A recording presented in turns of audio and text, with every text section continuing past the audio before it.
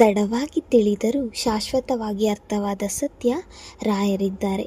ರಾಯರನ್ನು ಮೆಚ್ಚಿಸಲು ಶ್ಲೋಕಗಳು, ಹೋಮ ಹವನಗಳು ನಡೆಸಬೇಕೆಂದೇನಿಲ್ಲ.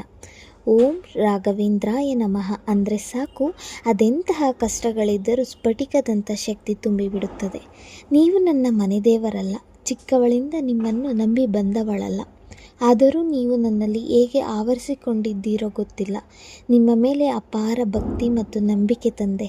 ಈ ಮೋಸದ ಪ್ರಪಂಚದಲ್ಲಿ ರಾಯರನ್ನು ನಂಬಿ ಮೋಸ ಹೋದವರಿಲ್ಲ. ರಾಯರನ್ನು ಬಿಟ್ಟರೆ ಇನ್ಯಾರನ್ನೂ ನಂಬಲ್ಲ.